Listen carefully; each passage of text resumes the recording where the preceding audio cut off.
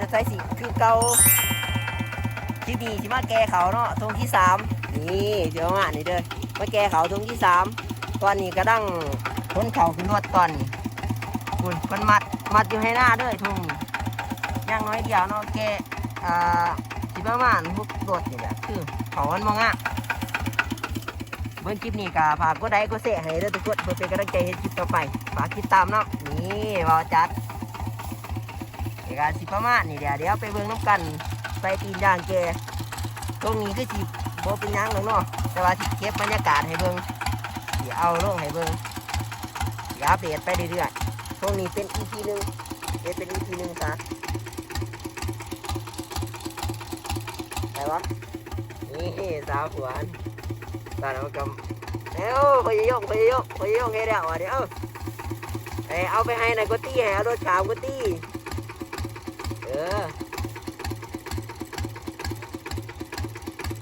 เอาวะเอาไปดูให้ดูก่อน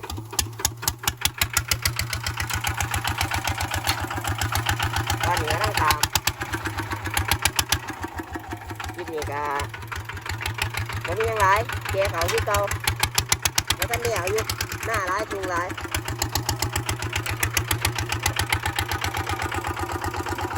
บรรยากาศเป็นอย่างตัวดีคืมแง่มือเดี๋ยวไปเบิ่งตอนนั้นซะเดี๋ยวตอนแกเขาเมื่อจะเสียอาชีพไปเบิ่งเพราะเวลาเอาเขาขึ้นรถตอนมันไปทุกคน let's go ตอนนี้ก็เอาขึ้นรถไปที่เรียบร้อยแล้วไอ้ชิบะมะนี่แหละยันเฮียใส่บ่ได้ได้ไปไหนเอาเสือคันไว้นี่มาไปยีบจับกล่องให้เนี่ยไปทั้งหน้า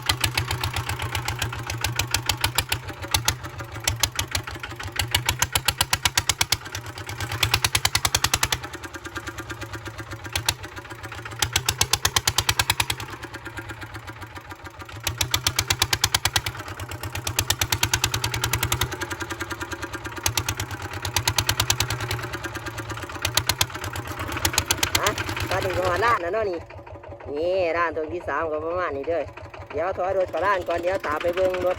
ที่สองกันมาดิไปทุกคน let's go ตอนนี้ก็รถที่สองแล้วคนขึ้นเนี่ยตัวเดทายเบิ่งด้วยฝนสิมาฝนสิตกนะไปเดี๋ยวไปเบิ่งน้ำกันไปเบิ่งน้ำกันเนาะเด้อ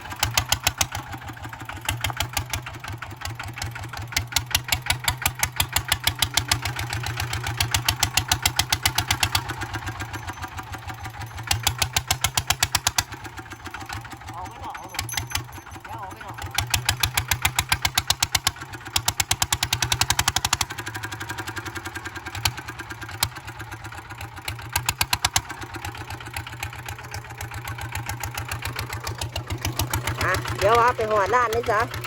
เพราะว่ามันกับบริสุทธิ์ไปได้หรอกทางมันโมยะบวดเดี๋ยวว่าไปหอดร้านเอาเขาลงไปปั๊บไปรถที่สามเลยจ้าสัตว์ไปทุกคนไปเมืองรถที่สามก็เดินไปตอนนี้ก็เอาขึ้นไปที่เรียบร้อยแล้วนี่รถที่สามเอาขึ้นเนี่ยฝนก็ยิบมาเด้อเดี๋ยวไปเบิ่งน้ำกันเนาะบุกซีบส่วนนี้ที่เสียขึ้นนะปุ๊บบุกซีบที่เกาะสตาร์ทตัวที่มันสตาร์ทนี่แน่อันนี้เป็นว่าเนียนเราเด็กอยู่เกี่ยวมุ้นมาเนี่ย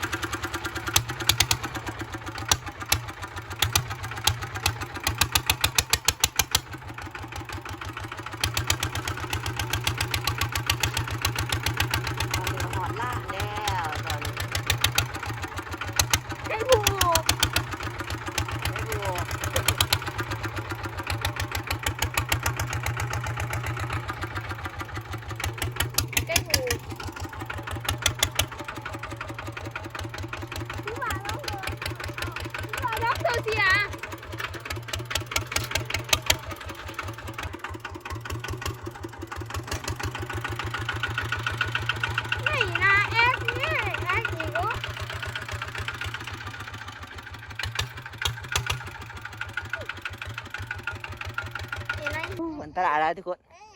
ไปขอไปได้เอาเขาลงก่อนมานี่ขอตัวเอาเขาลงก่อนวันละนะฝนกระสีมาพอฝน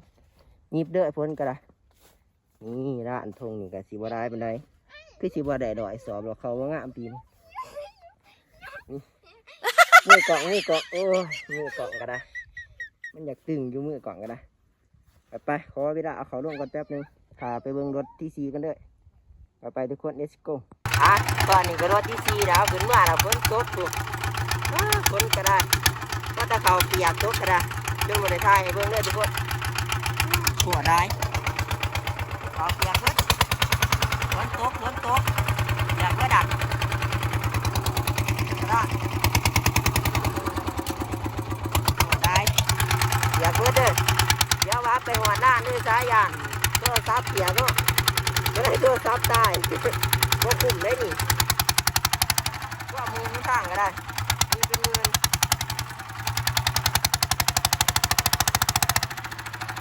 ก็ได้เดี๋ยวไปหัวด้านด้วยซักไปตาฝนโบตกจะเสียเปลี่ยนให้เบิ่งเนาะว่ารถที่หายว่าสิได้ทายอยู่ว่ารถที่หาเป็นรถที่สี่ไปโทรศัพท์เปียกกันไปเด็ดกู้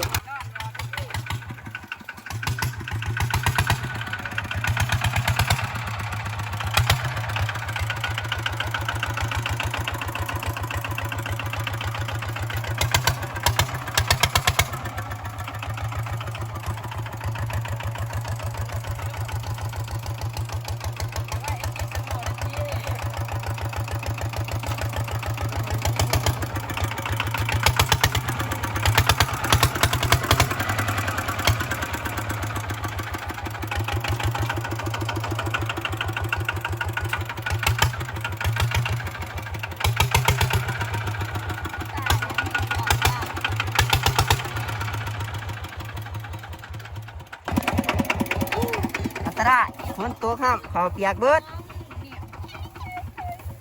โอ้เปียกเบิดเลยเขาตายเนี่ยนี่ตาย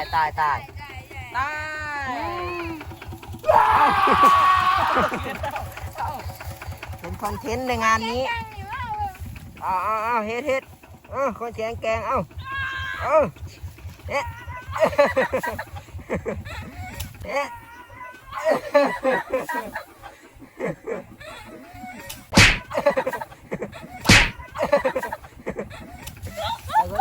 เกิน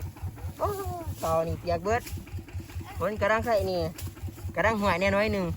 แต่ยังหนีบอยู่ขางนี้นะใส่ขางนี้ไม่ต้องใส่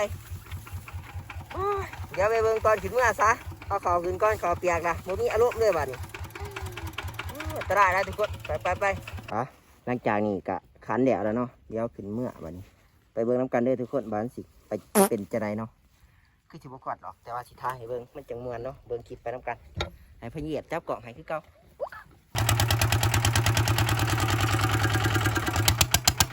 นักเด้อเนาะ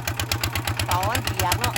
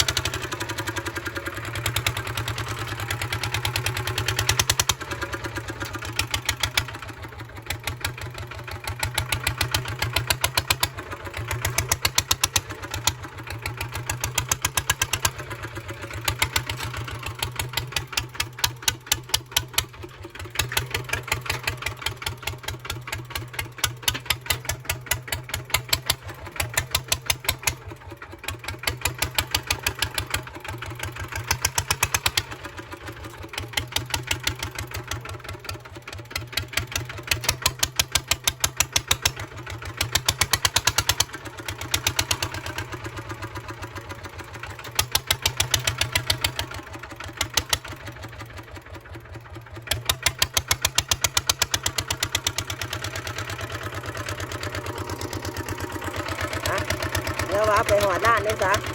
คิดมันสีเงาพูดคนกระตุ้ดตัวซับกระเปียกก็ดัก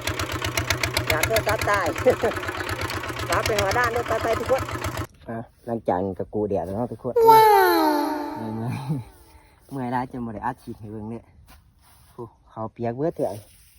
เปียกเบิดกองเด้อกำลังจัดละเดียนี่น้อยหนึ่งกำลังกองเดียได้ซ้ำนี่นั่งในโดดนี่กองบนทันเดียยาเขาล่ะหิวเขาสิไปกินเขาก่อนบัดนี้ขอจงพิมพ์ได้ทุกคนบัดนี้คลิปนี้กะซ้ำนี่แหละกะสิประมาณนี่แหละเมื่อยได้รถเห่าก็ได้